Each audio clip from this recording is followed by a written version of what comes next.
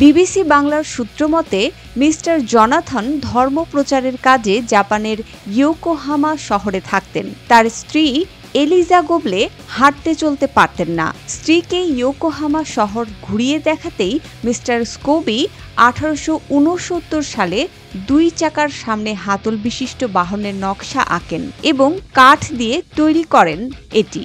সেই বাহনের নাম তিনি দেন জিনরিকশা, যা কালের বিবর্তনে রিকশা নামে পরিচিতি পায়।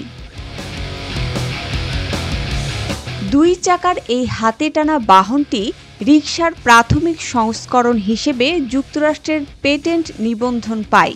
তারপর সেটির অনুকরণে জাপানে এই বাহনটির নির্মাণ শুরু হয়। তবে এটি কোনো মানুষের পরিবহনে নয়, বরং ব্যবহৃত হতো মালপত্র পরিবহনের জন্য।